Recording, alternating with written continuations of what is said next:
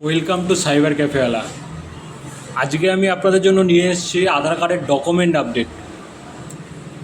কি এই জিনিস, কিভাবে করবেন, কেনই বা করবেন, তার সম্পূর্ণ তথ্য আজকের এই ভিডিওর মাধ্যমে পেয়ে যাবেন।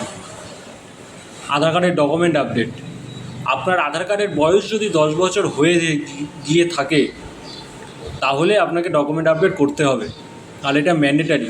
10 বছর হয়ে গেলে আপনার আধার কার্ডের বয়স যবে ইস্যু হয়েছে তার থেকে 10 বছর যদি হয়ে গিয়ে থাকে সেই আধার কার্ডের ডকুমেন্ট আপডেট করতে হবে। এটা ম্যান্ডেটারি করে দিয়েছে আধার কেন্দ্র।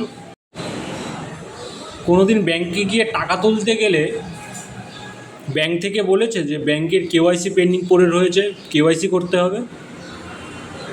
সেম ব্যাপারটাই এটা, আধার ক্ষেত্র সেম। একটা নর্মাল কেওয়াইসি করতে হবে, একটা proof of identity, proof of address দিতে হবে। প্রুফ অফ আইডেন্টির মধ্যে pan card, voter card, passport, driving licence, যে কোনো একটা ডকুমেন্টস হতে পারে। প্রুফ অফ অ্যাড্রেসের মধ্যে voter card, passport, ration card, driving licence, এর মধ্যে যে কোনো একটা ডকুমেন্টস দিলেই হবে।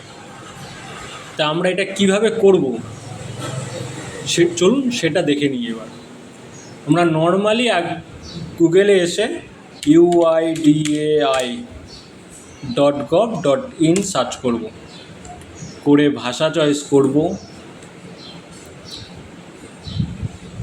ভাষা চয়েস করার পরে আমাদের সামনে এরকম একটা পেজ খুলে যাবে। মাই আধারে ক্লিক করব, ডাউনলোড আধারে যাব, গিয়ে ড্যাশবোর্ডে গিয়ে লগ ইন করতে হবে।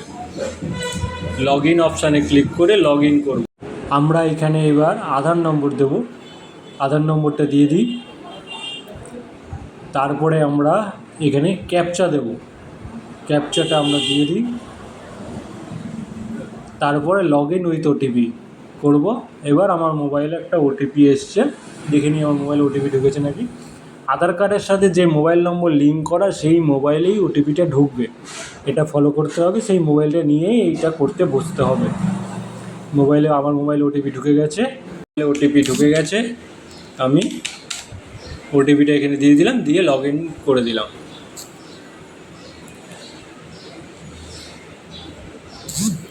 ডকুমেন্ট আপডেট বলে একটা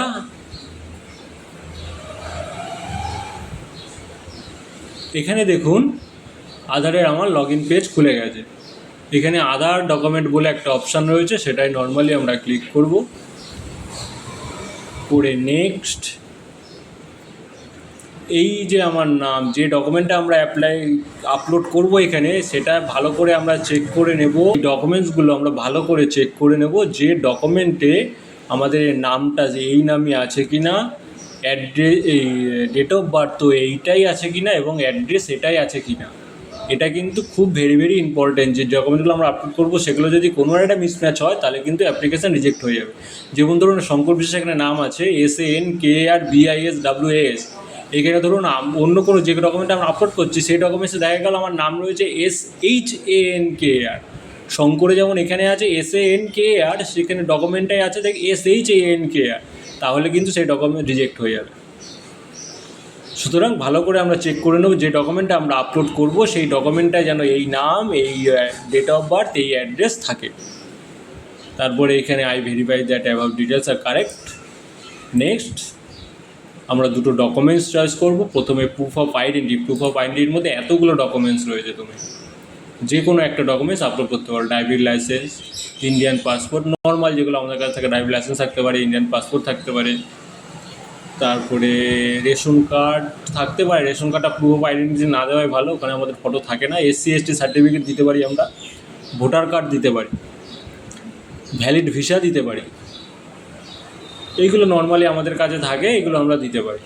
ম্যারেজ সার্টিফিকেট উইথআউট ফটোগ্রাফ, আমাদের এখন সব ম্যারেজ সার্টিফিকেটে উইথ ফটোগ্রাফ হয়ে গেছে। ম্যারেজ সার্টিফিকেটও দিতে পারি, যে কোনো একটা ফটো। আমি এখানে ভোটার কার্ড দেবো, ভোটার কার্ড সিলেক্ট করলাম।